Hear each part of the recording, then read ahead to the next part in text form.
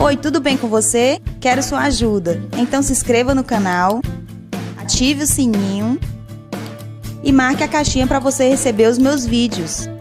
E pronto! Obrigada!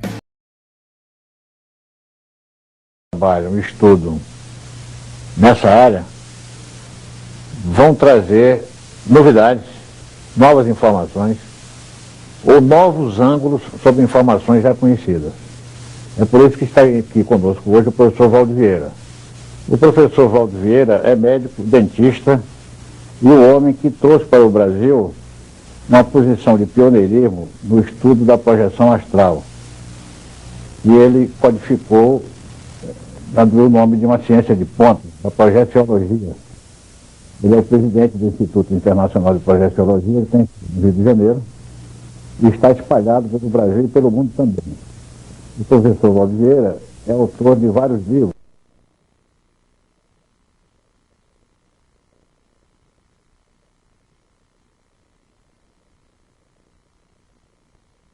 Mais corpulento, mais substancioso deles, é um livro que se intitula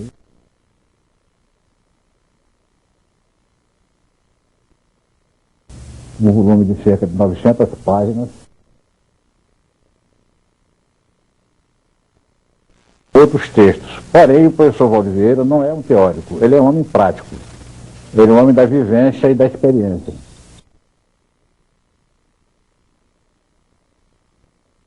Você entendeu o que é o astral? O astral, para o povo, do ponto de vista vulgar, a expressão comum, popular, é o processo extrafísico ou plano espiritual, a dimensão que transcende a parte energética nossa. Nós temos, por exemplo, essa vida aqui humana é uma vida energética. Então nós movimentamos esse corpo por vias indiretas. Então, para isso, a gente começou a estudar para ver o que podia discernir nesse sentido. Agora veja, esse plano astral, dimensão astral, plano espiritual, é justamente a dimensão próxima a essa energética que nós vivemos. Nós vivemos, por exemplo, na vida intrafísica, essa vida humana, a vida material, carnal. Mas isso é uma vida energética. O nosso corpo nada mais é do que um conjunto de matéria vivificada biologicamente, através da genética. Agora, a energia básica disso aqui, ela vem da consciência de cada um de nós. Então, por exemplo, existe aquele laboratório, que hoje é muito comum, de radioatividade, por exemplo. Então, a pessoa coloca as mãos dentro de determinadas luvas e manobra certos instrumentos, ferramentas à distância. Então, por tabela, indiretamente, para ela não entrar na radioatividade. É justamente a nossa consciência, é a consciência daquele pesquisador, do cientista, que manobra o processo da radioatividade. Nós não viemos diretamente. A consciência é muito complexa. Ela não é fácil, ela não é simples. Nós todos somos um micro-universo, quer dizer, um universo menor, mas imensamente complicado, sofisticado. É como dizia o pensador Labzang Rampar. Segundo Labzang Rampar, a personalidade é um títere. E o ser verdadeiro, o verdadeiro eu, é aquele que move o títere. Seria isso? Mais ou menos, mas isso aí ele copiou de uma expressão do século passado, que já se usava nas fraternidades, nos processos dessas ciências iniciais, que falava que o problema é o cavalo.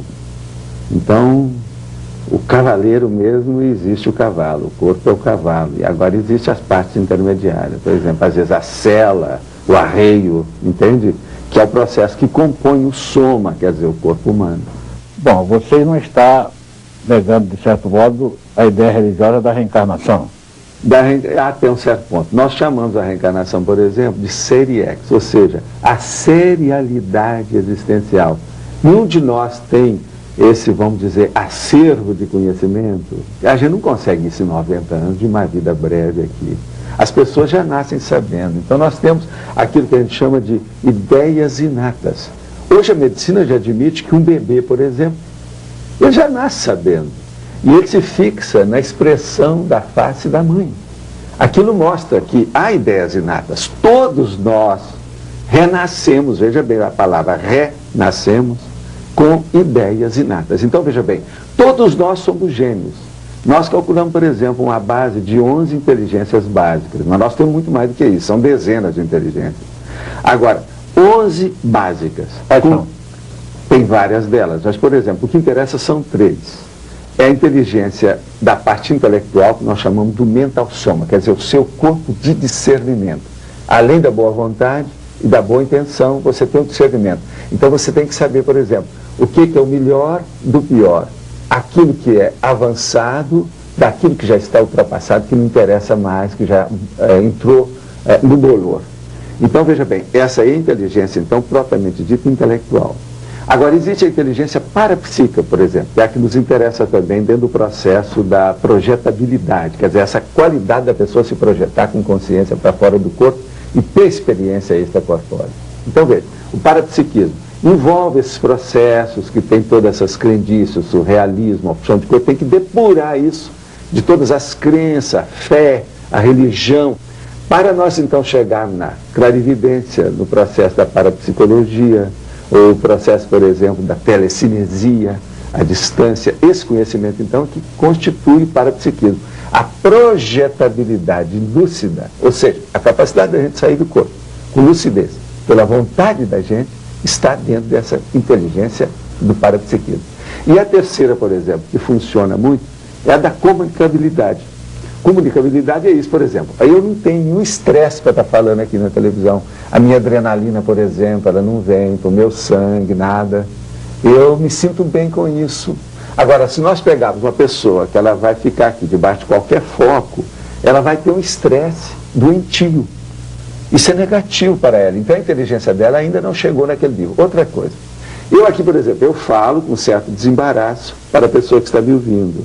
Então o meu laringo chakra, que é a base da energia, do holochakra, da energia, que permite a comunicação verbal, oral, ele é desenvolvido também. Esse é o motivo que eu mantenho, por exemplo, essa barba desse tamanho. Por quê? Você tem que manter o corpo rígido, ou seja, integrado, integral, sem nenhuma mutilação. Um homem, por exemplo, que tem muito cabelo, do jeito que eu tenho, se ele corta esses cabelos, ele está se mutilando, é uma castração. Isso vai atingir, no meu processo da barba, por exemplo, o meu cabelo já azulou, foi embora, aqui em cima. Mas não aqui, eu tenho a barba cheia. Então veja, isso aqui é energia que sustenta a minha comunicação do laringo chakra. Eu às vezes faço debate público de 9 horas em seguida. Então eu não posso estar perdendo a minha voz, é igual o processo do cantor. Entende? Para mim, isso é um instrumento muito sério. Às vezes é muito mais sério que minhas mãos. Entende? Você já fez palestras no astral? Mas não é bem palestra. Eu sou mais especializado no processo da energia, exteriorização da energia.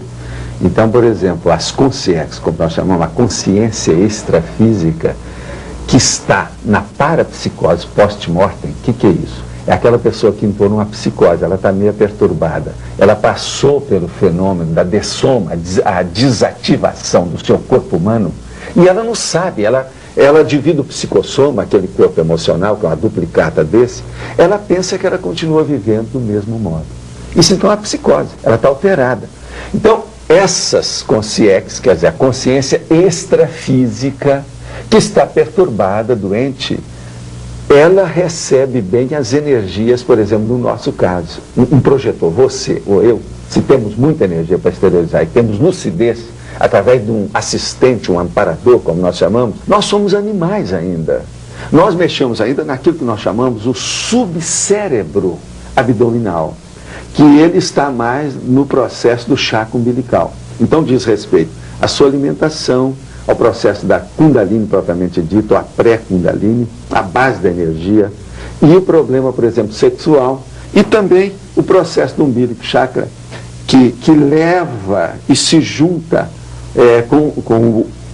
vamos dizer assim, o espalhamento, ele espraia a energia para todo o holochakra. Então é muito importante isso, mas uma pessoa que é dominada pelo subcérebro abdominal, ela não tem racionalidade, ela não tem lógica, ela é movida pelo feeling, ela é movida pela crença. É a pessoa visceral, né? É praticamente visceral o tempo todo e abdominal. Você veja bem, muitas coisas ela vegeta. O que é que você chama de holochakra? É o conjunto do holochakra seria aquele nome antigo que eles davam de duplo etérico, é o corpo energético que nós temos. Então, veja bem, ele não porta a consciência, ele não consegue carregar a consciência quando você sai, mas você projeta a sua energia sem a consciência, entende? Então, existem muitos tipos da projeção da consciência. Não é só isso que o povão chamava do desdobramento. A experiência extracorpórea, ela envolve uma série de requisitos e base. Então, veja bem, você se projeta apenas os seus pensenes.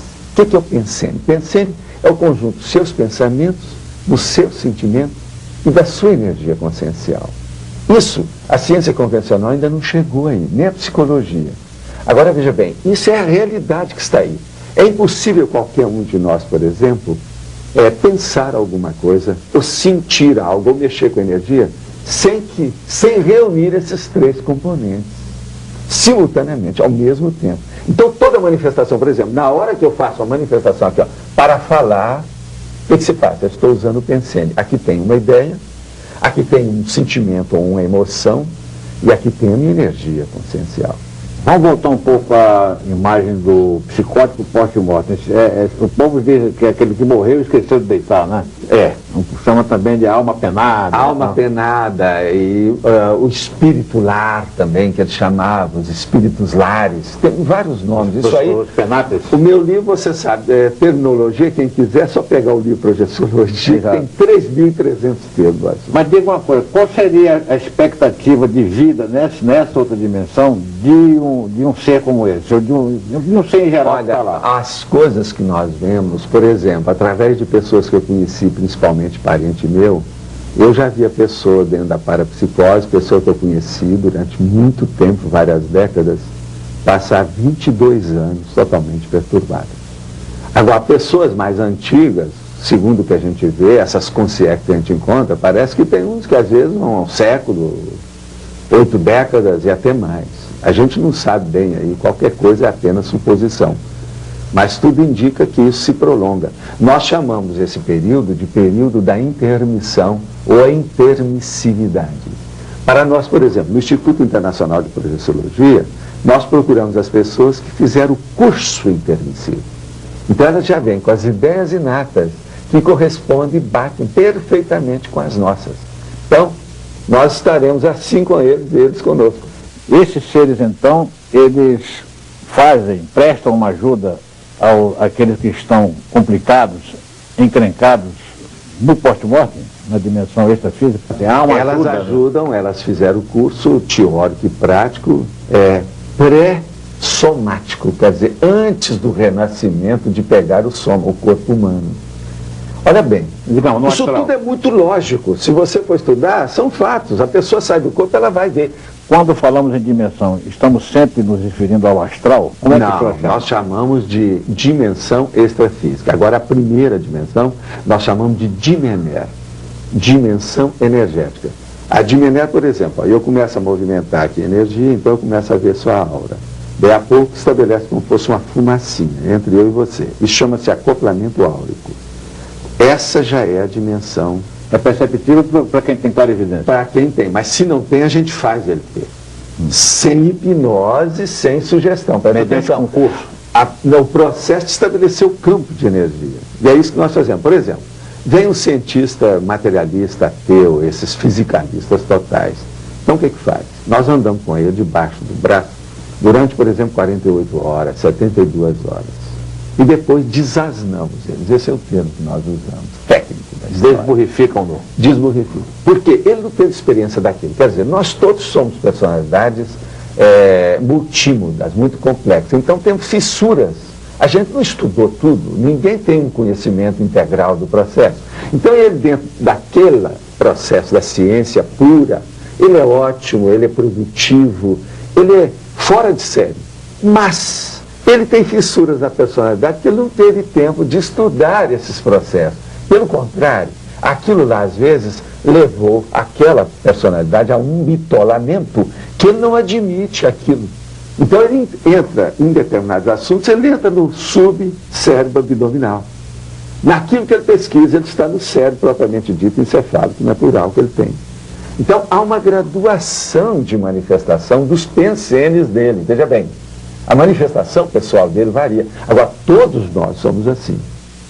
No Instituto de Projeciologia, vocês têm condições de detectar se uma pessoa que chega reúne as condições para vir a ser, depois de fazer a sua passagem, se tornar um psicótico porte-voz? Não, isso nós chamamos de representantes do plano extrafísico. Então nós chamamos dessas dimensões doentias. Então tem os embaixadores. O embaixador, por exemplo, você vai ver aquela pessoa que está fossilizada. São as chamadas múmias ambulantes, os seres semivivos ou semimortos. Há muita gente. E outra coisa, às vezes tem gravata mais bonita do que a minha. Está muito bem, tem mais lustre na careca do que o meu. Entende como é que é? E desce às vezes de Rolls Royce, o negócio todo assim, de alto nível. Isso não quer dizer nada. Por quê? A pessoa já está dentro de uma bitola tão sedimentada que ela não admite modificação. Então nós chamamos que são as pessoas neófobas. Neo quer dizer novo. A fobia, o medo da coisa nova. Por exemplo, você vai encontrar muita gente neófoba a respeito da microinformática.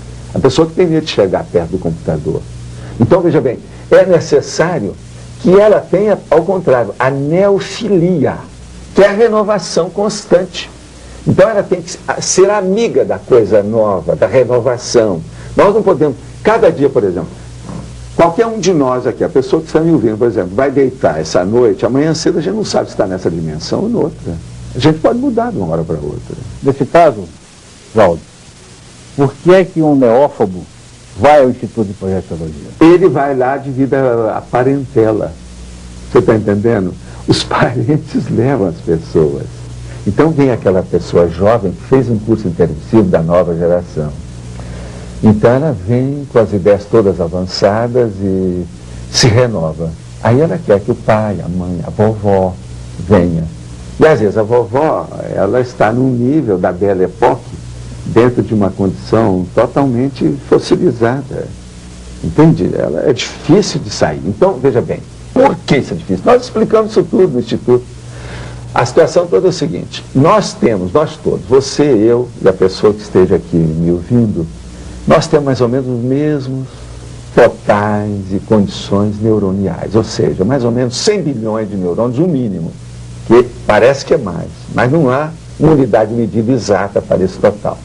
Então, veja bem, nós todos temos 100 bilhões de neurônios, mas as ligações interneuroniais, as sinapses e glias, elas se modificam de acordo com o uso do seu cérebro.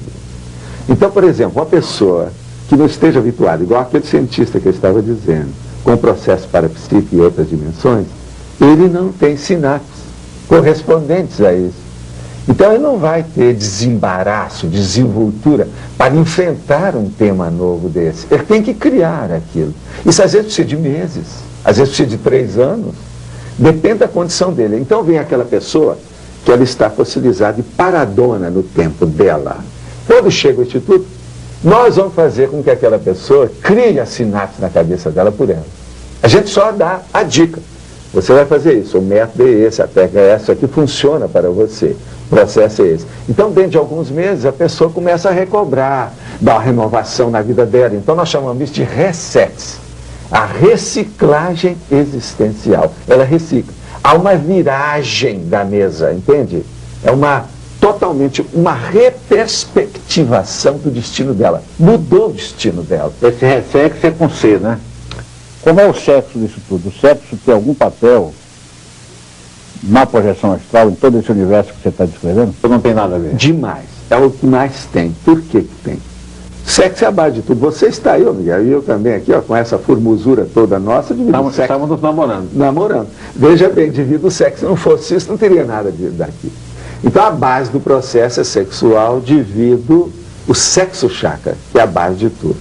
Então veja, a energia toda que vem até chegar no corono chakra e a energia da sua intenção e da sua vontade, que atua nos seus pensamentos que nós falamos antes, ela inicia, ela tem raiz, ela, vamos dizer assim, ela é detonada.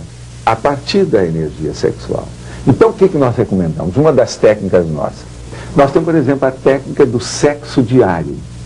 Isso é ideal, mas é a coisa mais difícil. Por exemplo, numa das estatísticas que nós temos, na cidade de São Paulo, apenas 10% da população faz sexo diário. 16% não faz sexo hora nenhuma. Nós temos essa documentação. Isso é de 1991. Para você ter uma ideia. Aqui em São Paulo, mas isso na Itália às vezes é pior. Essa pesquisa foi feita por quem? Foi feita em geral, nós temos os dados todos dos nossos arquivos. Vocês mesmo fizeram? Não. Foi feito geral, a Folha de São Paulo que publicou. Ah, tá. Eu tenho todos os dados disso. Entende? É coisa muito séria. 47% faz mais ou menos uma vez por semana, até duas. 47%. Agora, 10% só que faz sexo diário. Agora, por que o sexo diário é importante? Para manter rígida, sadia, a circulação e a fluência desenvolvida e desenvolta das energias internas de tudo da pessoa. Ela se sente melhor. Um homem, por exemplo, está provado. Um homem que tem uma vida sexual ativa, madura e sadia, ela não pode ser promíscua, ela não pode ir contra a ética dos outros, aquilo que nós chamamos, ela não pode ser anticosmoética. Ela tem que ter uma linha ética elevada. Não é puritanismo nem vitorianismo, presta atenção. É um processo apenas de lucidez da pessoa que não vai invadir os direitos das outras consciências. Então, há um respeito interconsciencial no processo do sexo. No sexo, em geral, se encara que há 3 limites, digamos. A saúde, a ética e talvez o escândalo também. O escândalo, mas o escândalo, ele é secundário, porque a pessoa, se ela chega num determinado nível, ela sempre faz escândalo. É igualzinho o processo do estresse. O estresse positivo, ele é necessário. Então, por exemplo, uma pessoa que esteja aqui me ouvindo, se a sua vida não tem estresse nenhum, você está errado. Não há evolução sem estresse. Então, veja, esse estresse, às vezes, esse escândalo que você está chamando, às vezes, o nome certo é estressamento. Então é necessário ver. E ele às vezes é necessário. Ele às vezes é inevitável. Porque a evolução é isso. Não é só evolução biológica e tudo. Agora veja, o sexo diário, ele é importante para equilibrar. Um homem, por exemplo, se ele tem o sexo diário uma temporada maior, a criatividade dele aumenta. Tudo que ele faz vai render mais. Agora, uma pessoa que tem o sexo parado, é o sexo inativo, como nós chamamos, eu não estou chamando o celibato, sabe, o celibatário, não é isso nada. Eu estou falando o sexo inativo. Aquela pessoa, por exemplo, que tem sexo de vez em quando, uma vez por mês, tudo isso, a criatividade dela não é boa. E principalmente o homem que precisa disso. A mulher também precisa. Mas a mulher, ela já tem os embates naturais da vida dela. A menarca, tensão pré-menstrual, período menstrual, tudo isso. Ela recebe muito mais, vamos dizer, aquilo que antigamente eu chamava os estorcegões da dificuldade, entendeu? Aquelas vicissitudes, o abalo, o trauma do dia a dia. Então a tendência, por exemplo, do homem, quando ele quer criar muito, ele tem que se acalmar e ter aquele relax que o sexo dá. Então, por exemplo, no Instituto nós temos determinadas técnicas que ajudam o processo, além da técnica do sexo diário, que a gente defende e mostra com lógica, com toda a racionalidade, a razão de ser, de exercê-la. Nós temos ainda, por exemplo, a aura peniana. Então a gente mostra a um jovem, se ele quer ser criativo e melhorar a vida dele mais depressa, é aquilo que nós chamamos a dinamização da vida através da inversão existencial, que nós chamamos de invex. O que se passa? Ele, o homem, o rapaz, o moço, o macho, o viril, ele então vai ver a aura do pênis dele. E ele vai comandar essa aura com toda a reverberação das energias provenientes da glande, que é a cabeça do pênis. Com isso, ele vai comandar totalmente o processo da ereção dele. Ele jamais vai entrar em qualquer inibição sexual, ejaculação precoce, ou vai aquela eterna falha que todo mundo passa por ela. E outra coisa, o jovem precisa disso, porque a tendência dele é ele ter um orgasmo muito rápido. Então isso é ruim para a namorada dele. Por quê? Ela precisa de mais tempo. Existiria também a aura vaginal? Existe a aura clitoridiana, mas ela é mais difícil de ver. Agora, para o homem, o que funciona mais é o processo do homem, porque o homem é exuberante dentro do processo sexual. E você tem que lembrar uma coisa, a base da coisa. O sexo real, a pessoa que estiver aí vendo, deve colocar na cabeça, ver se há racionalidade no que eu digo. Não vai no bico.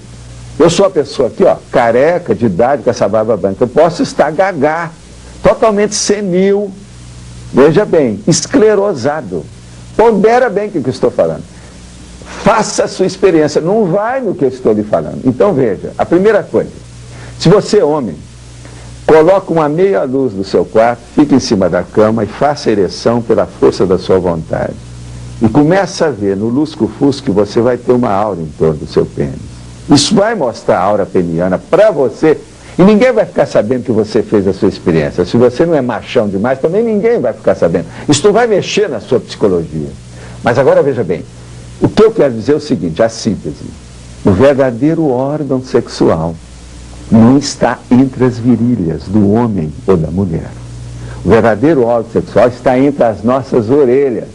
É o que você pensa, é o que você sente, é o que você quer, a sua intenção, a manifestação da sua vontade, é o seu pensamento.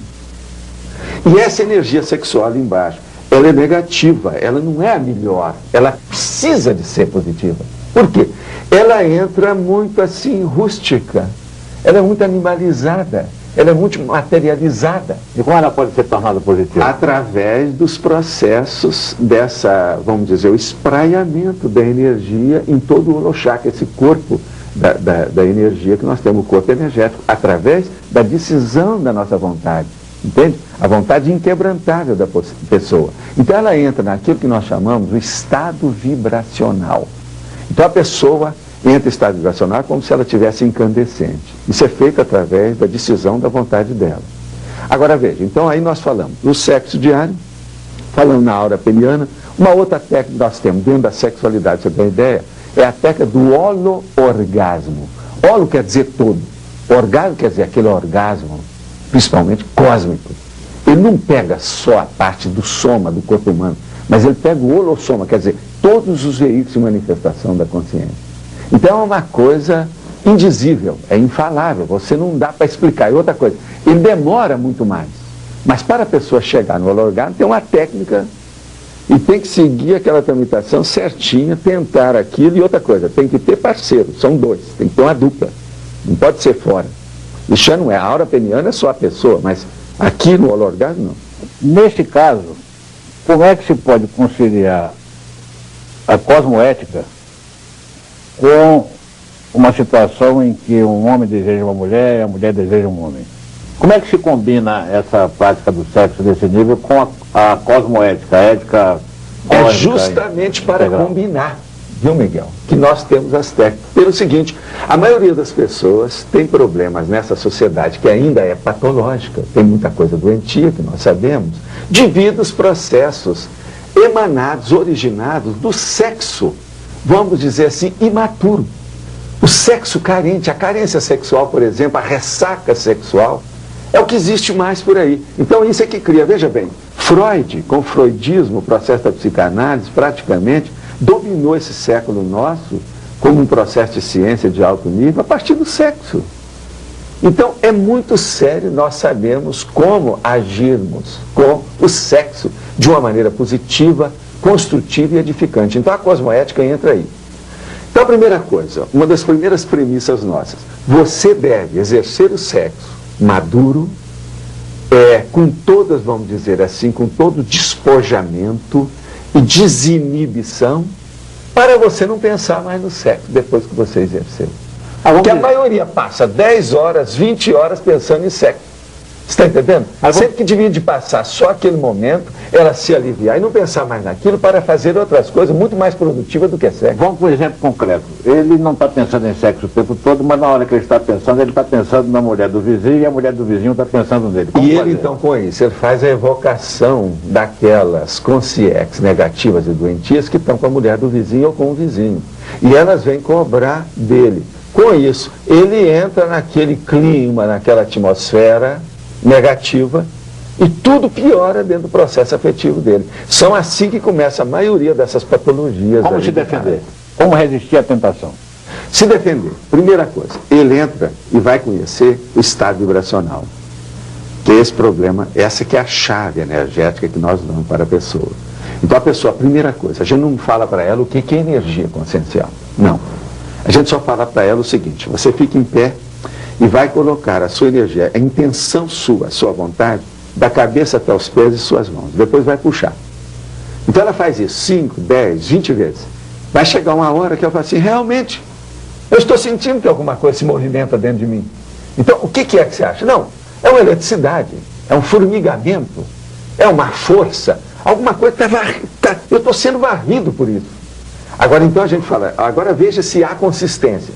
Primeira coisa, veja se não é sugestão.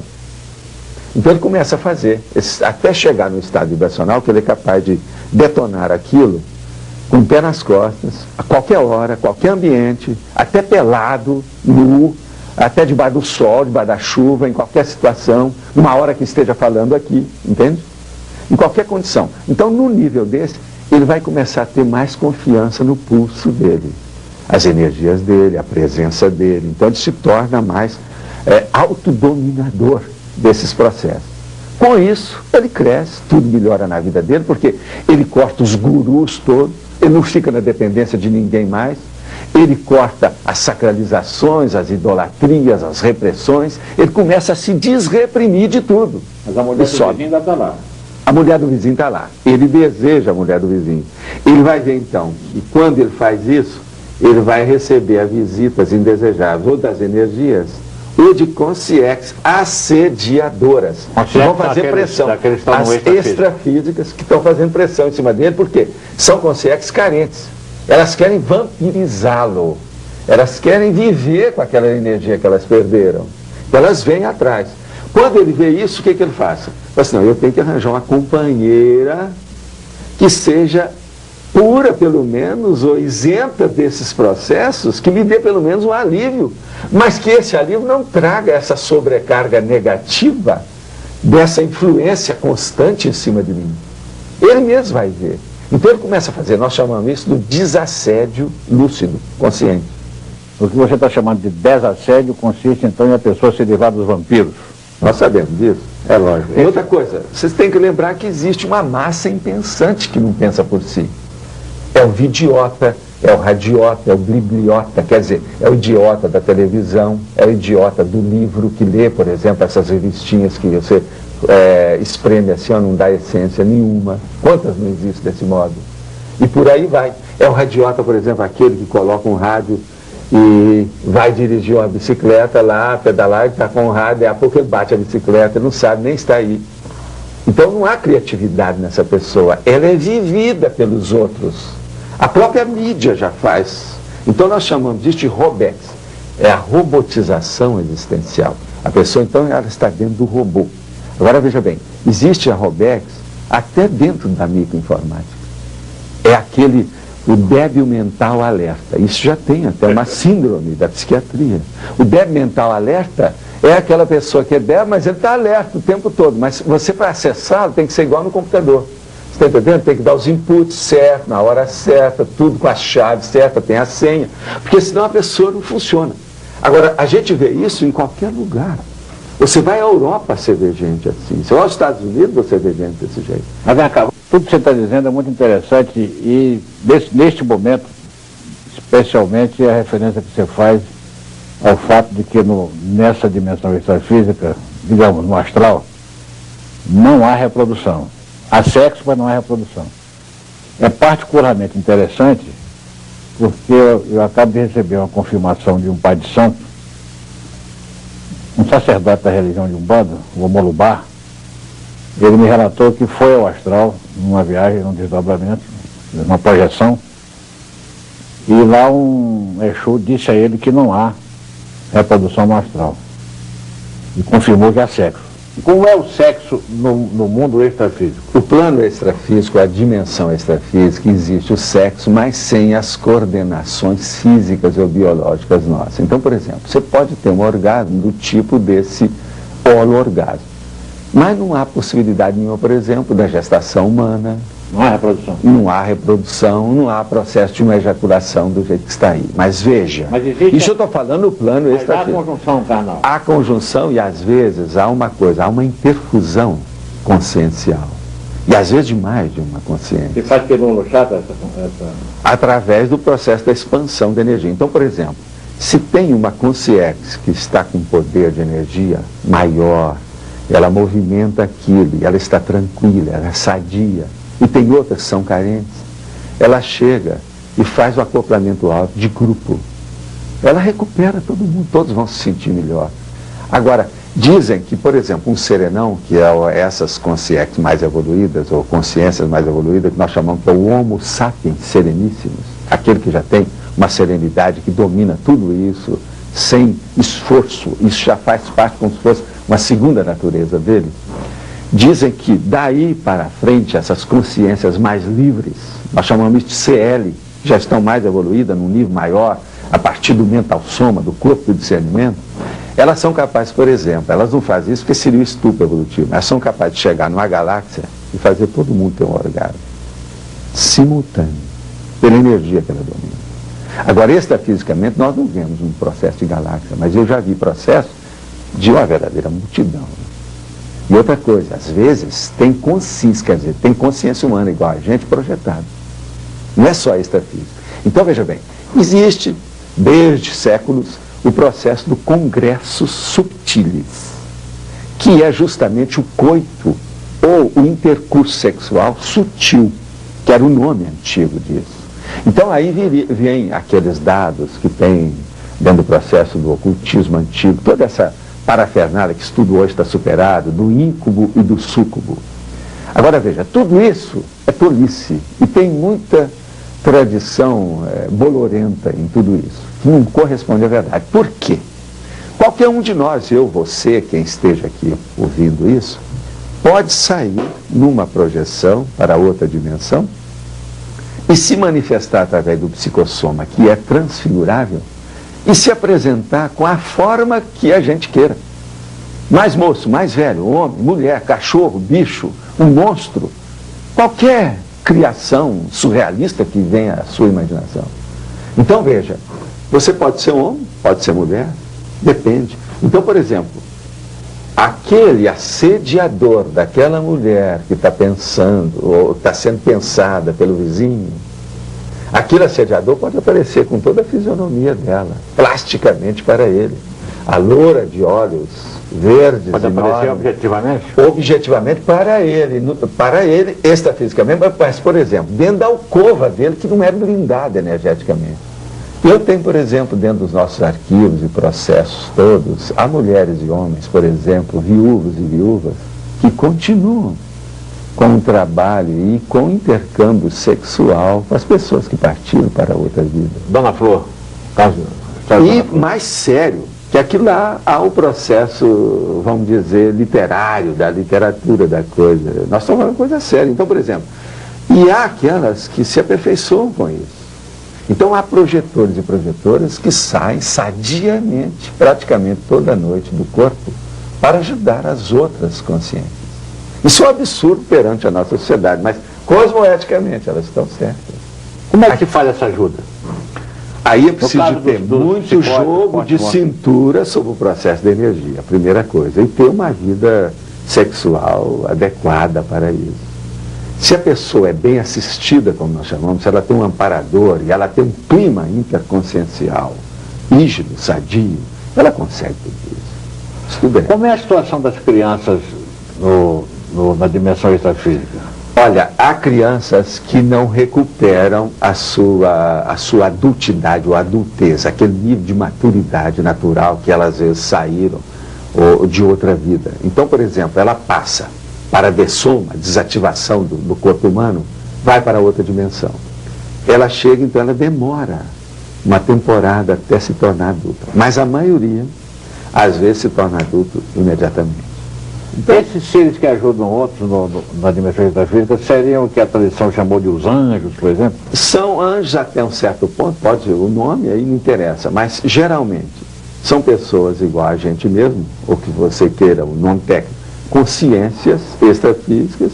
Nós, por exemplo, o seu anjo de guarda vai amanhã ter uma vida e você vai ser o anjo de guarda dele. Você troca de posição. Isso é o que acontece mais. Então, são consciências mais ou menos do mesmo nível evolutivo, mas em dimensões diferentes e manifestando por veículos de manifestações também diferentes.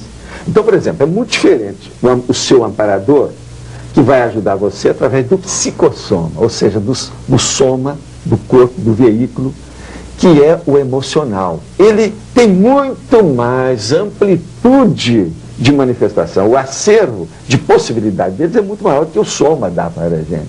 Então ele tem, por exemplo, aquilo que para nós seria uma precognição, o que vai acontecer, ele já tem uma visão de conjunto ampla, ele está vendo o que vai acontecer, devido ao processo da dimensão, entende? Certo. Agora, esses anjos não têm nada, vamos dizer assim, de conotação neles mesmos, do ponto de vista assim, místico ou processo religioso do jeito que tem. Isso aí tudo é criação nossa devido à repressão da nossa própria vida. Então, os arquétipos da própria vida nós criamos, porque nós todos recebemos uma influência de condicionamento enorme, a lavagem cerebral própria do próprio lar, da criação, da escola, da vida profissional, da vida social. Isso é uma lavagem cerebral constante que a gente tem que tirar e priorizar o processo da consciência. Então, por exemplo, no Instituto, nos nossos processos, nós buscamos que a pessoa raciocine por ela e decida que ela deva buscar a sua evolução. Ela tem que dinamizar, agilizar a sua evolução pessoal para ajudar todo mundo que esteja em torno dela. Os entes amados, quem ela gosta, de que modo que ela pode ajudar. Ela melhorando, ela vai melhorar todos. Uma pessoa, por exemplo, um próprio psicoterapeuta, ele ajuda melhor os outros se ele for mais rígido, se ele for mais sadio. Se ele se sentir bem com a vida, ele está bem com a vida, ele vai ajudar muito mais. Entende? O nível. Você conhece, digamos assim, o seu anjo da guarda na dimensão extrafísica? Não, do ponto de vista nosso é mais sério do que isso. Nós dividimos as pessoas e os processos conscienciais em 4 tipos básicos daquilo que a gente vê. Você vai lá frequentemente? Veja bem, primeiro nós somos aquilo que nós chamamos de uma consciência humana, que é um pré-serenão. Nós estamos caminhando para uma serenidade maior, sadia. E segundo, existe aquilo que nós chamamos do desperto. O desperto é o desassediado permanente total. É aquele que não recebe mais influência sem saber que está recebendo. Ele sempre sabe e se defende. Se defende sem atacar. É uma autodefesa energética sadia, positiva, cosmoética. Então veja, aí nós já falamos do pré-serenão, que é o homem e a mulher comum, qualquer pessoa dessa, o gênio, o nobelista, o prêmio Nobel, etc., todos são pré-serenões. Agora tem o desperto, que é aquele que é o desassediado permanente total. Agora terceiro, é aquele que nós chamamos do orientador evolutivo. Então, por exemplo, você pode encontrar até o desperto muita gente que tem esse amparador, que seria o anjo de guarda, o anjo guardião. Mas eles não têm noção do que seja o orientador evolutivo. O orientador evolutivo é aquele que dá orientação, que estabelece diretrizes melhores, que sugere as coisas para o grupo evolutivo dele. Então ele é maior.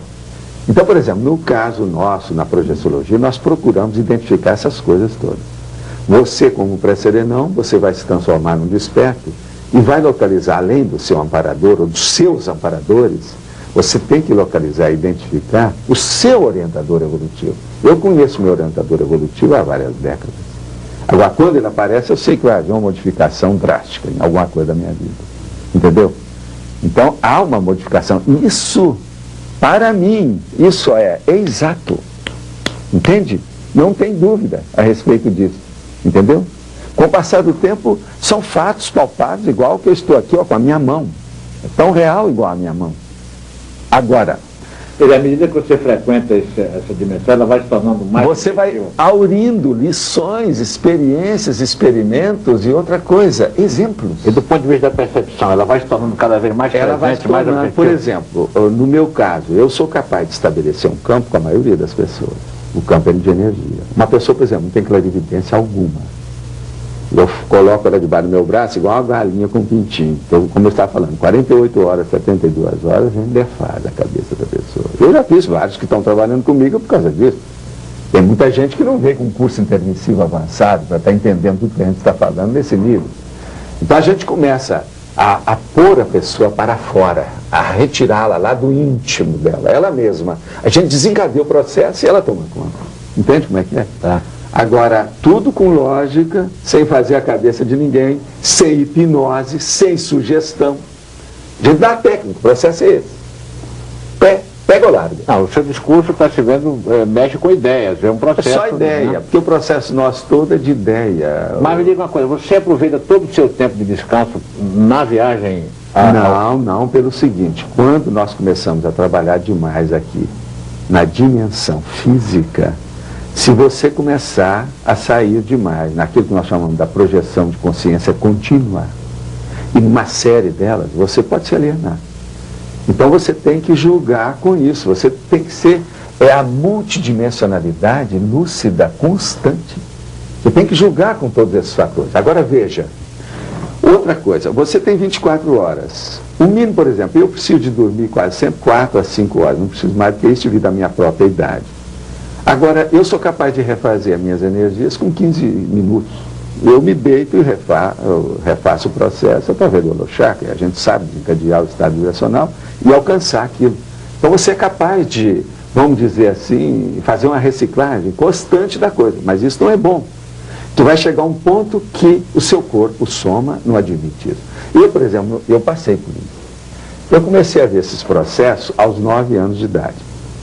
Aos 14 eu já tinha uma noção ampla e já tinha lido centenas de obras sobre em vários idiomas sobre o assunto. E já tinha uma biblioteca pessoal. Pra você ter uma ideia, Miguel, a minha biblioteca hoje, eu não conto isso como farofa nem nada, mas ela tem 52 anos, hoje. Hoje eu estou fazendo uma força para selecionar meu processo e colocá-lo melhor. Eu ainda não consegui levar a informatização para a minha biblioteca.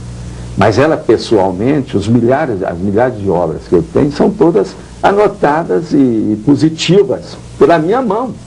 Agora, são 50 anos, é meio século, não se joga isso pela janela. Então, veja bem, e essa biblioteca foi um acervo selecionado. São muitos anos que eu me dediquei ao processo. Agora, por quê? O que é que deu isso? Isso aí me levou para aquilo que nós chamamos do mental soma. Então, eu dou muito valor para o processo do discernimento. Boa vontade, boa intenção, todo mundo tem. O que falta é discernimento. Uma pessoa que alcança um nível de discernimento maior, ela vai render mais evolutivamente. Então, isso é mais do que lógico, não tem jeito de atacar esse fato.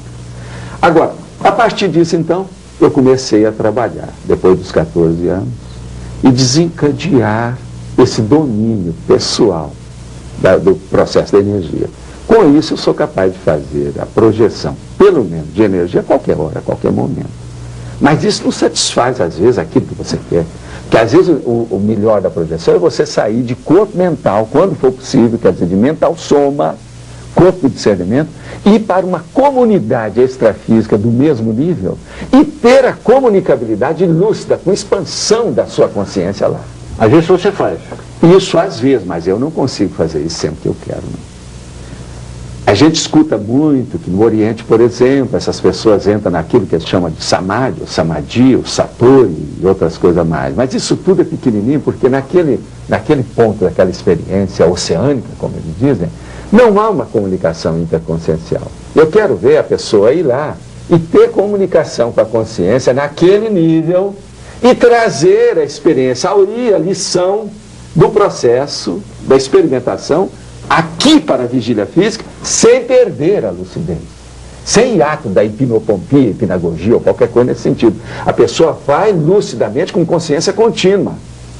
Isso é muito difícil. Quer dizer que na dimensão extrafísica há vários níveis, né? Há vários níveis, há várias comunidades, e há uma hierarquia evolutiva. Existe uma sociedade lá, há uma organização? Há organizações o tempo todo. Há produção? Negativas e positivas. Existe uma economia? Como é isso lá? Economia de energia, que é o processo energético, que é o verdadeiro dinheiro, é a energia nesses níveis nossos. Olha, na área da psiquiatria e da psicologia, há cientistas, pesquisadores, dizendo que realmente alguma coisa ocorre. Há uma projeção, algo que parece uma projeção, uma experiência de quase morte. Mas não seria nada disso, segundo eles, que a projeciologia descreve.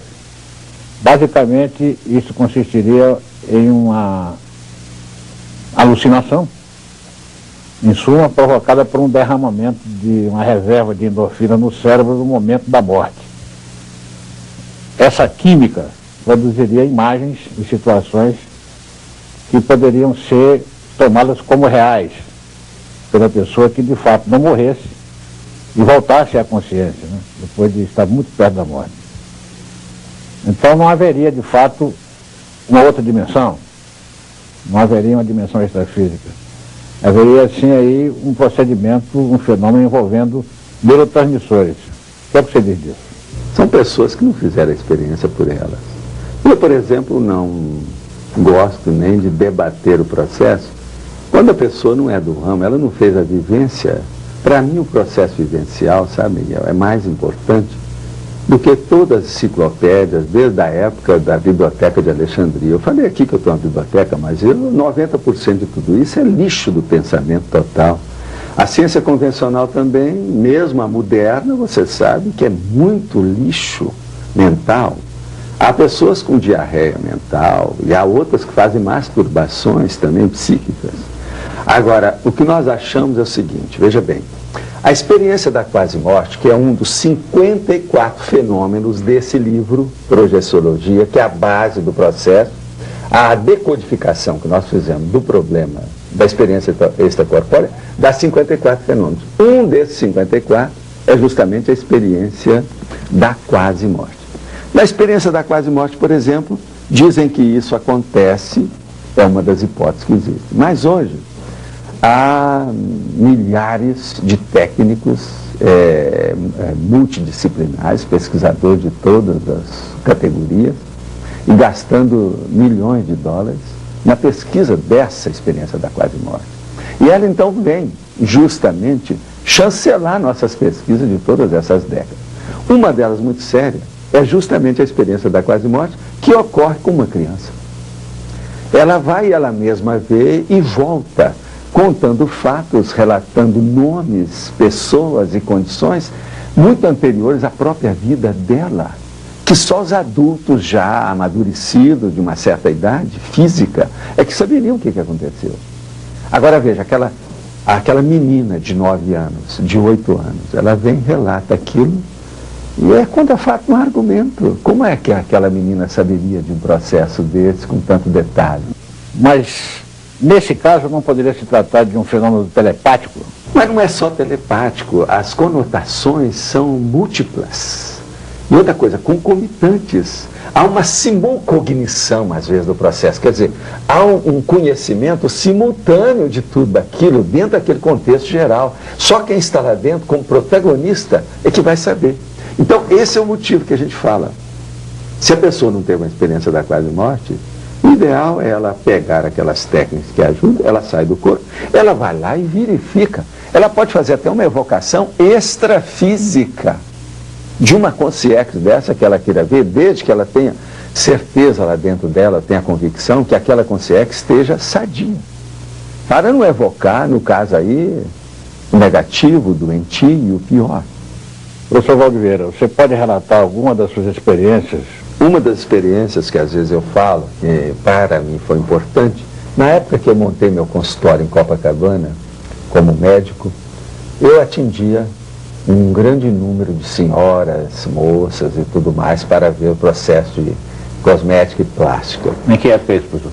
Isso foi em 1967 até 1970, Copacabana. Eu tinha um consultório na Figueiredo Magalhães. Agora, o que se passa? Uma dessas pessoas que era amiga de minhas amigas e meus amigos, não admitia o processo da projeção, que algumas dessas amigas nós já tínhamos mostrado, já tinham feito as técnicas e resolvido. Isso muito antes do Instituto Internacional de Projeciologia. Então, uma delas, muito estudiosa, muito lida, viajada, chegou e nos desafiou. Que isso era impossível, porque se fosse, era o caso de comprovar um processo desse, o que havia a respeito disso. E aquilo foi insistindo perante meus amigos, numa condição assim muito de hostilidade pejorativa do assunto. Então eu falei assim, eu vou aceitar seu desafio com o testemunho de todos os nossos amigos, são amigos nossos comuns. Vamos ver o que se passa. Você me dá uma semana para ver o que acontece. No máximo, em 7 dias eu volto a falar com você. Agora, o que se passa? Eu comecei a fazer experiência para ver se saía do corpo, para ver o que se passava com a vida dessa pessoa. Para valer. De propósito, procurei me calçar e colocar cosmoética em tudo que eu podia e melhorar as energias. 3, 4 dias eu não consegui nada. Mas lá pelo 5º, eu tive uma experiência fora de série. Durante uma tarde, deitei, era um fim de tá chegando o fim de semana, de sexta para sábado, e saí, e daí a pouco eu vi aonde estava essa senhora. Agora, acompanhei tudo, vi detalhes, conversas íntimas dentro de um carro, com todos os detalhes. E no outro dia chamei meus amigos, falei primeiro com eles, olha, eu vi alguma coisa que se passou ontem, às tantas horas, pelo meu cálculo, entre tanto e tanto. E nós vamos agora verificar se eu vi fora do corpo ou não. Não vão dizer que foi um detetive que eu arranjei ou qualquer coisa que não vai colar. Vocês vão ver que não dá certo. Então eu cheguei e abri o jogo. Só na vista das pessoas, não arranjamos para falar aquilo. Comecei a falar com calma, falei assim, olha, você saiu, encontrou com uma pessoa dentro do carro só vocês dois, vocês conversaram sobre isso, depois vocês foram para um lugar assim, o carro era mais ou menos esse, a cor era essa, entraram no motel, dentro do motel que vocês haviam acabado de chegar, não teve uma sala, vocês tiveram que passar para outro quarto que não era aquele, de modo que isso elimina completamente que eu estivesse já colocando detetive atrás ou qualquer coisa naquilo. E outra coisa, o que se passou? Qual era a sua roupa íntima? E abri o jogo de uma tal maneira, a moça ficou, então, essa senhora ficou amarela, azul, todas as cores. Estava traindo o marido, em suma. Estava traindo e nós fizemos de tal maneira que só ficaram sabendo pouco a pouco a coisa, com detalhes, para não criar problema. Mas bem evidente. Agora veja bem, coincidiu que a situação dela era aquela. E dentro de um contexto dificílimo. Mas clareou tudo. Ao que parece, existe então a possibilidade concreta de se utilizar a projeção para, por exemplo, espionagem industrial. Ela pode fazer sabotagem, espionagem, matar os outros, a pessoa tem um poder dentro dela. Só que que vem a cosmoética e que segura, cerceia. Aqui tem um limite. Mas que pode fazer, pode. Mas isso é um perigo. Por isso que é preciso de ter a cosmoética, porque senão a pessoa é a primeira, vem o reverter em cima dela. E ela não é reprimida ou contida no extrafísico por agentes extrafísicos? Ela é, principalmente pelos assediadores, que é o processo, todos sabem, as religiões olham e tudo mais, porque para nós, a maior doença que tem dentro da humanidade é justamente o assédio interconsciencial. É o que tem mais isso, a doença mais comum do que a cárie dentária.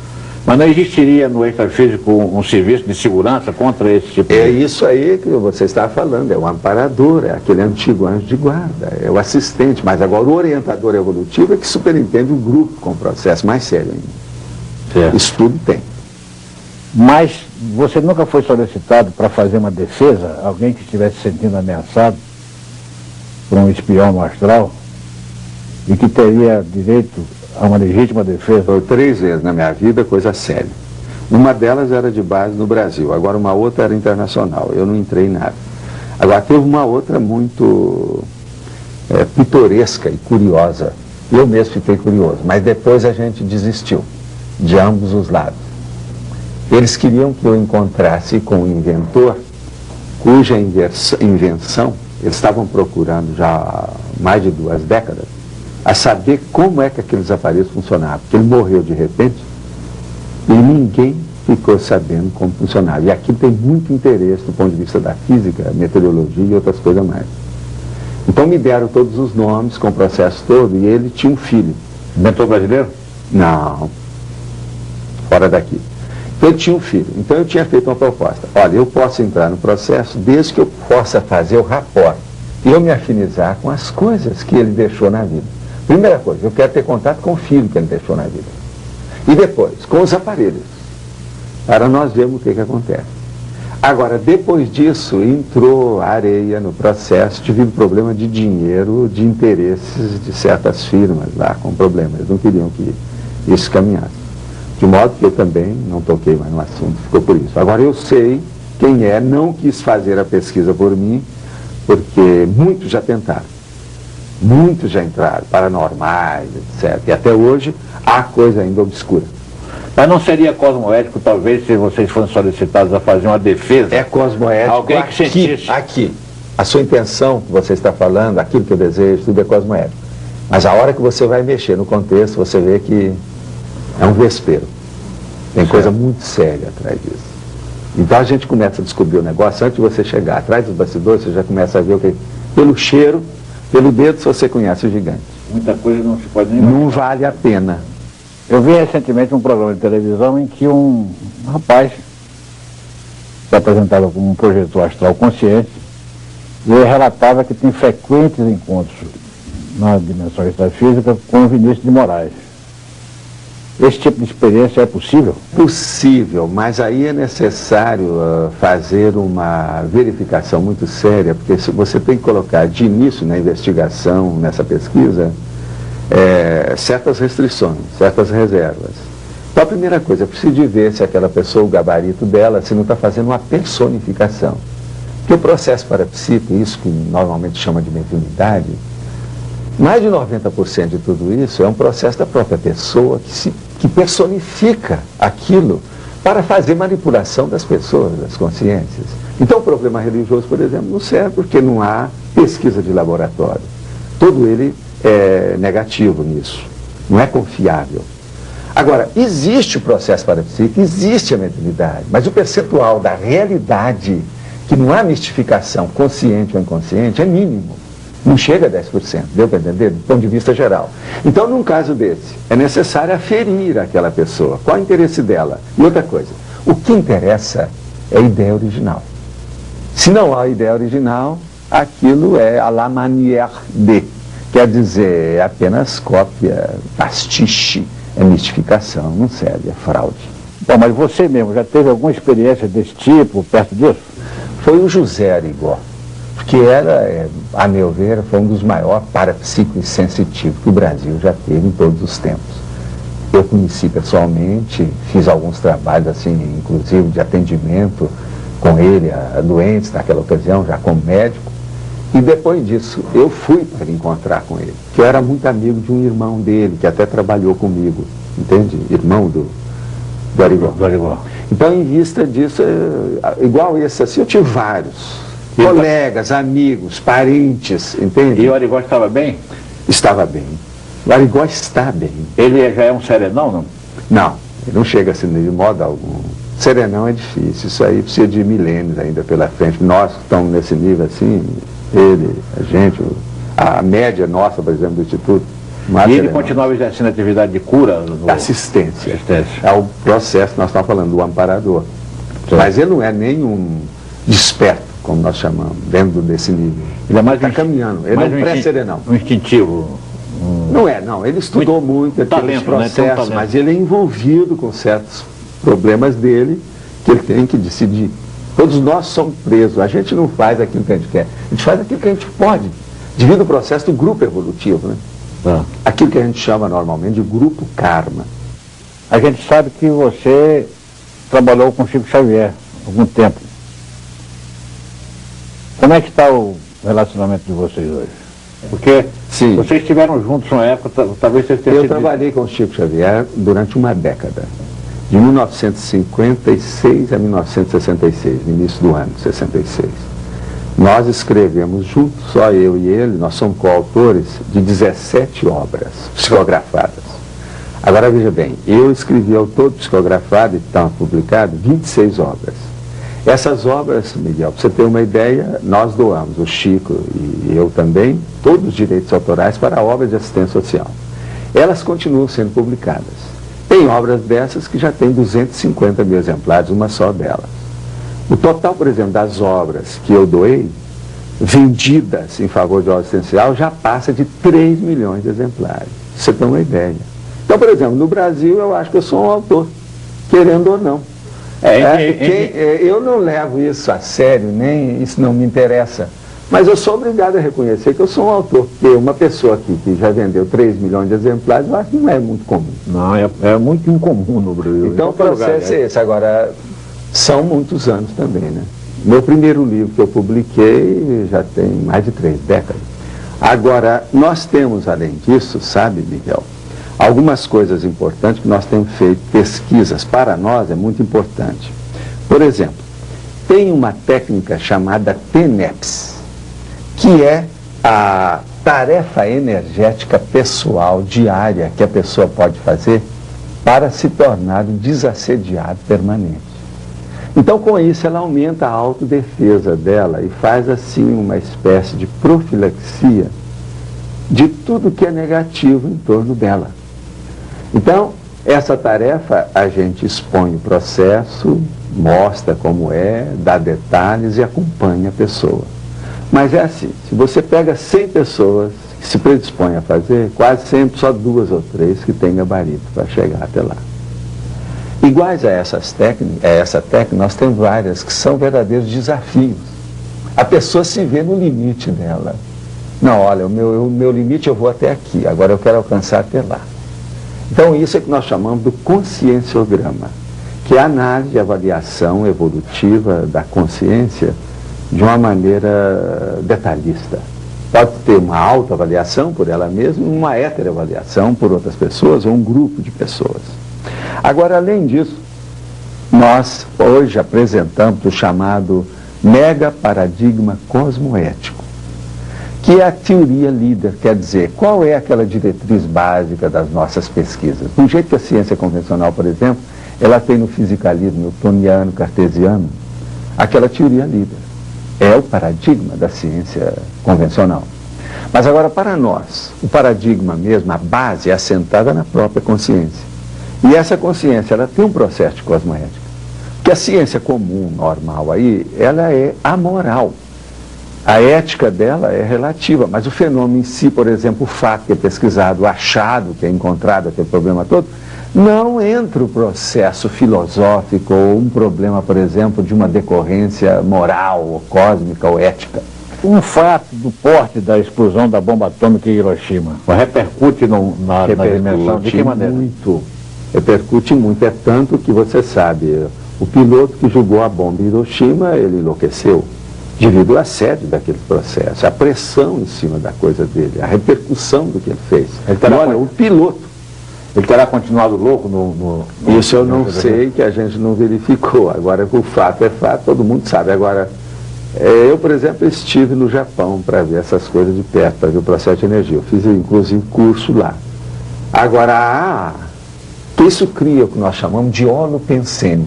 Mas é um conjunto permanente dessas ideias gravitantes, em círculo vicioso. Então é necessário que saia aquilo ali, que depure, que limpe, que coloque a coisa ascética. Mas me diga uma coisa, haveria algo semelhante a uma explosão no mundo? Não há, mas, por exemplo, dá uma alteração parapsicológica nas consciências que passam para lá. Porque, veja bem, a explosão é o pior tipo que tem de dessoma, como nós chamamos. Isso tudo nós já explicamos, isso foi muito pesquisado, dentro do nosso campo mesmo. A dessoma é a descorporificação, digamos. Vamos dizer, a desativação do seu corpo humano, ela pode ser feita em décimos de segundo. Dessa mudança súbita de dimensão, ela vai criar um reflexo na sua psicologia comum aqui, que nós chamamos na parapsicologia sua, na outra dimensão. Aí é que vem as parapsicoses. Tudo que é para, quer dizer, da outra dimensão, extrafísico. Então, é aquilo que nós chamamos, a primeira morte é feita instantaneamente. E a pessoa não está preparada. Existe isso. Esse reflexo, então... Existe uma segunda morte? Existe. A segunda morte é quando há a desativação dos resquícios do seu corpo energético, do holochakra. Então você vai ficar com o seu psicossoma, que é esse corpo emocional, que é uma duplicata nossa, mas limpo, depurado dessas energias carregadas do processo físico da vida humana. A propósito dessa ideia do desgaste, do passar o tempo para desgastar o físico, né, essa bagagem que conduz ao apego a essa dimensão, isso está acontecendo com o Chico Xavier, esse sofrimento físico que ele está passando. teria também essa função, ou algo semelhante? Até um certo ponto, mas não. O Chico, ele é um completista, como nós chamamos. Ele está completando a PROEX dele. A programação existencial dele, ela é cumprida regiamente correta. Você não tem mais contato com ele? Não tem, mas, por exemplo, ele hoje... Por que você não tem mais contato? Não tem, porque é outra linha. Ele está dentro de uma religião. Nós achamos que a religião é um curso pré-maternal. Você não pode seguir com um curso pré-maternal, você sendo adulto. Isso é incoerente. Agora, a pessoa que se adaptou é aquilo que nós estávamos falando, a neofobia, entende? A pessoa está ali. Ela se adaptou e ele, hoje, ele se sente como se fosse uma árvore mística que não pode ser deslocada. Ele vai terminar daquele jeito para cumprir a programação. De certo modo, dele. ele é um neófobo hoje. Até um certo ponto, sim. Ele é neófobo da ciência. Por quê? Ele é cristólatra. Uma pessoa que tem uma idolatria, ela ainda não tem uma hiperatuidade avançada. Nós hoje estudamos os cons. O que vem a ser cons? Cons é a expressão do início da palavra consciência. Então, a consciencialidade é a lucidez. Então, nós achamos o seguinte, uma pessoa, ela antes de pegar o seu corpo humano, quer dizer, aquela consciex, que ela tem expansão da consciência, vamos supor que ela tenha 1000 unidades de lucidez, da consciência expandida dela. Na hora que ela vem no funil desse restringimento físico do renascimento, através de uma ferramenta dessa, a consciência então se reduz, ela é coartada, ela entra dentro de um afunilamento. Então aqueles cons, ela perde, e ela vai começando a recuperar. A infância, a juventude, o período do adulto, da maturidade é para alcançar isso. Mas geralmente a pessoa que o normal, ela alcança no máximo 75% da realidade dela, mesmo quando é um nobelista, uma pessoa que estudou muito. Então, por exemplo, no Instituto nós estamos tentando ver se aumentamos esse nível de cons das pessoas. Então o nível da hiperacuidade dela melhora. Agora você pode perguntar, mas por que você sabe que ele é mais do que aquilo? Sim, nós todos somos gênios, nós todos temos talentos. O processo é desenvolver esses talentos, essas muitas inteligências, como nós estamos falando. Agora, o que se passa? A pessoa vem e não consegue desenvolver tudo isso. Agora, ela sabe que ela tem mais talento. De que modo? Ela sai do corpo, tem a expansão da consciência, ela vai ver. Aquela memória dela, que nós chamamos da holomemória, aquela memória integral, multimilenar, multiveicular, entende? Multiexistencial, são de muitas vidas que ela teve. Por isso que tem a série X. Agora, ela mesma comprova para si mesma, não precisa de nenhuma terapia de vidas passadas, qualquer coisa nesse sentido. Ela vai ver o processo eliminando o intermediário, por ela, diretamente. Se fala muito numa experiência que foi feita num programa de televisão. Eu não vi, mas várias pessoas que viram me relataram que um repórter colocou num recinto, numa sala, um certo objeto, e os projetores ficaram numa outra sala e aceitaram o desafio de, indo lá extrafisicamente, identificar que o objeto tinha sido colocado ali. E segundo me relataram, parece que a experiência foi um fracasso, que nenhum dos projetores teve condições de dizer o que é que o repórter tinha colocado lá na outra sala. Isso foi assim mesmo? Deixa eu explicar para você. Ela não foi um fracasso. Você tem que ver o seguinte, não houve nenhuma preparação para aquilo, nenhuma otimização para o processo. A American Society for Psychic Research, essa aqui, desse journal que nós estávamos falando, eles fizeram uma experiência dessa que foi endereçada praticamente para os Estados Unidos inteiro, Estados Unidos da América. Agora, no meio daqueles projetores, foram centenas, cada um na sua casa, para entrar no laboratório e descobrir, dentro de um device daquele, um dispositivo especial daquele mecanismo, o que tinha lá dentro daquela caixa, e dificílimo de ver. Não dava para ver normalmente. Agora, 3 daquelas pessoas conseguiram ver nos Estados Unidos, depois de meses de preparo, no dia tudo especializado. Agora, no Instituto não, foi feito em cima da perna, em minutos. Se pegou a laço a pessoa para fazer o processo. Entende? Outra coisa, não havia preparação de nada. No próprio processo lá, pessoal, você descansa aí agora e sai aí e vê o que quer que você pode. Outra coisa, um desses que fizeram a projeção não foi bem assim não. Ele até que falou bem perto da realidade o que era que foi mostrado. Entende? Não chegou a dar o que era, qual é o aparelho, mas ele a especificação que ele deu correspondia exatamente ao objeto. Mas por que vocês aceitaram esse desafio assim de repente? Nós aceitamos qualquer um, tudo é pesquisa. Não existe aqui. Nós não queremos convencer ninguém, mas nós queremos fazer pesquisa. Para a pessoa se convencer pela experiência dela, o que interessa para nós é a vivência. O desafio nosso, você sabe, você chega lá no Instituto, a primeira frase que tem lá você ainda não viu, mas é assim: não acredite em nada, nem em ninguém que fale para você ou explique qualquer coisa aqui no Instituto. Experimente, tenha a sua vivência pessoal. Por quê? De lavagem cerebral, você sabe, chega, a sociedade nossa é patológica, nós já temos lavagem cerebral todo dia, então o processo aqui é fazer a pessoa pensar por ela, vivenciar o processo. Ela vai se convencer, porque esses fenômenos, eles são autopersuasivos, eles convencem o praticante dele. Não tem jeito. É o seguinte, Miguel, as pessoas às vezes têm problema, não é de se projetar, é de deixar de se projetar. Por quê? Elas arranjam assédio, fizeram alguma tolice muito grande, desviaram o processo, não cumpriram bem a PROEX, a programação existencial, foram anticosmoéticas dentro do processo, cometeram pecadilhos mentais acumulados. O que se passa? Ela sai do corpo com lucidez, os assediadores estão todos lá. Então ela quer evitar, porque ela não se sente bem indo para outra dimensão. E é impossível. Todas as pessoas vão para outra dimensão, porque isso é igual respiração, é igual dormir, igual ter sono. É um estado alterado da consciência que sempre existiu desde que o homem é homem, que a mulher é mulher. E é impossível deixar, as pessoas não deixam de dormir. Se vão dormir, quase sempre há o repouso do físico, com um processo qualquer, a consciência ela não para. Nós não precisamos de passar por essa paracomatose extrafísica. Muitos passam, e você sabe, praticamente 1/3 da vida comum aqui é perdido com isso. O corpo humano precisa de dormir, a consciência não precisa. E a pessoa chega lá e fica naquele estado de coma. Nós chamamos isso de paracomatose existencial. Então não precisa. Agora, o que nós estamos tentando é recuperar esse processo. Agora, hoje a ciência já sabe disso. Por exemplo, o ideal para nós que fazemos pesquisa seria trabalhar 3 horas, dormir 15, 20 minutos, depois trabalhar mais 3 horas e assim. Nada de ficar dormindo 8 horas em seguida. Isso é que seria o ideal para todo mundo. Então, é o que a gente também procura fazer dentro do processo da projeção. Mas isso, você sabe, pela vida moderna, os processos todas as vezes é muito difícil. Certas pessoas não têm um gabarito, o contexto dela não permite isso.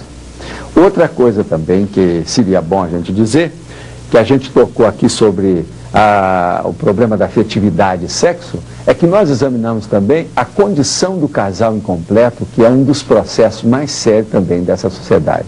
O casal incompleto é o seguinte: nós falamos que existe um pré-casal, que é aquela pessoa que apenas faz a paquera ou dá uma cantada na outra. Isso é o pré-casal. E existe o casal íntimo, que é aquele que vai para a cama e tem relações mesmo afetivas e sexuais. Agora, o casal incompleto é aquilo que a pessoa, às vezes, trabalha numa repartição 10, 15, 20 anos, aí 2 décadas com a pessoa e nunca houve nenhum relacionamento de processo mais íntimo. Então, esse casal incompleto, quase sempre, nós todos temos um maior número, nós compomos o maior número desses casais. Isso, então, é sério e tem consequências sérias dentro do nosso processo. De energia, de afetividade, de evolução, de lucidez do processo. De modo que é muito importante para nós também essa hipótese que a gente mostra como é o processo e é a teoria do casal incompleto. É que o cultivo da projeção astral tem consequências práticas. Práticas e outra coisa, multidisciplinar, e envolve todas as linhas do conhecimento humano, porque você está mexendo com as outras dimensões que são muito mais ricas do que essa. Mas você acaba a propósito, a nossa população atual, humana, é mais ou menos de 5 bilhões e 500 milhões de criaturas humanas. Extrafisicamente se calcula, estuda a hipótese, que é 9 por 1. São 9 vezes isso. Então, veja bem, a nossa procedência real, nesse nível evolutivo nosso, não é daqui. Nós não temos essa nacionalidade. Veja bem, a nossa carteira real, vamos dizer, o nosso calling card, o nosso cartão de visita, é a nossa energia pelo nível dos cons da nossa hiperacuidade evolutiva. O com é a unidade de lucidez da consciência. A pessoa vale o acervo dessas unidades que ela tem. Então, por exemplo, qualquer um de nós vale o nível da nossa lucidez. Isso é que é a hiperacuidade, a agudez do nosso discernimento. Então todas as linhas de conhecimento humano têm seus valores, mas existem umas melhores do que outras. Mas agora, repercute na profissão, repercute em tudo, no relacionamento doméstico, todo o contexto da vida da pessoa, inevitavelmente. E as pessoas se sentem com maior autodomínio consciencial, se sentem melhores, elas aumentam a maturidade, que nós chamamos que ela alcança um nível de holomaturidade. Então, com isso, ela se sente isso que nós todos procuramos, a felicidade, quer dizer, um bem-estar maior, uma vida mais confortável, com todas as agruras, vicissitudes, dificuldades que a vida humana apresenta. Mas é muito melhor. Esse é o motivo da vantagem. O objetivo nosso é esse, melhorar a pessoa humana também. Gostaria de falar um pouco sobre tanatologia, mas eu vou lhe dizer como. Voltando ao tema da morte como um terror, que a nossa cultura fez da morte um monumento. É a tanatofobia. Exatamente. Como é que a projeciologia, a projeção astral lida com isso? Liquida com isso? Tem muitas fobias que a projeção consciente liquida, e liquida mesmo, elimina. Por quê? Uma pessoa, por exemplo, está deitada na cama. Ela sai com lucidez e vê que o corpo dela continua deitado na cama. Então ela vê, mas aonde? Onde eu estou? Como? Então ela vai olhar e ela vai ver que ela tem umas paramãos que parecem com aquele corpo que está lá, praticamente igual, duplicado. Então ela vai olhar e ver. Pela primeira vez ela vai ver na frente ela mesma, sem ser no espelho, sem ser de filme. Então ela nota, isso é o fenômeno da autobilocação. É um dos 54 fenômenos que a experiência extracorpórea permite. Naquela situação ela fala assim, mas como? Aonde eu estou? Então ela vê que ela está flutuando dentro de um outro veículo de manifestação. Veículo que tem determinadas características diferentes do corpo humano. Ela vê onde ela está. Dali ela sai, por exemplo, ela vai até a cozinha, ela tenta abrir a geladeira, a paramão dela passa pela porta da geladeira, não entra. Ela quer pegar um copo de leite, ela não consegue. Então ela vê, não, eu estou em outra dimensão. Se eu tenho isso aqui, quando aquele corpo lá desativar, ele agora está dormindo. Mas na hora que ele desintegrar, eu devo ficar com esse. Então ninguém morre. Acabou a morte. Então, com isso, a pessoa tem a experiência, Miguel, definitiva. Ela não tem mais medo da morte.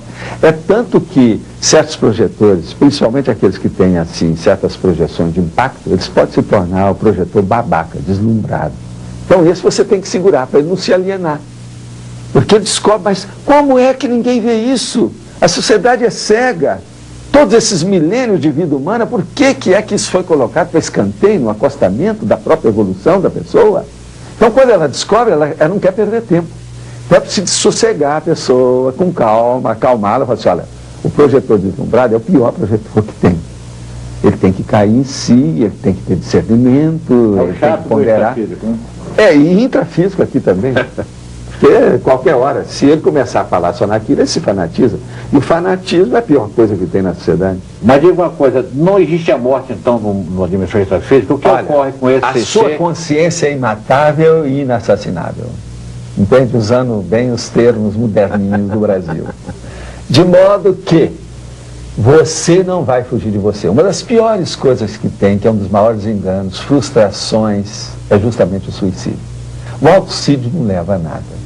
Então, uma pessoa que fez um suicídio, por exemplo, se ela teve consciência absoluta daquilo, sem nenhum, veja bem, atenuante, que a maioria dos suicidas tem. Tem suicida que às vezes nem teve culpa de tudo, porque ele estava com tanto processo em torno dele, há tanto atenuante, que são muito em maior número do que os agravantes, entende? Mas então veja, o suicida, a maior decepção que a pessoa pode ter, a frustração maior que pode ter, porque não dá para acabar com a própria pessoa. Acabar com a matéria, isso é temporário, a pessoa vai voltar, ela vai adquirir mais matéria, um outro corpo vem, não tem saída. O suicida tende a se tornar um psicótico pós-morte?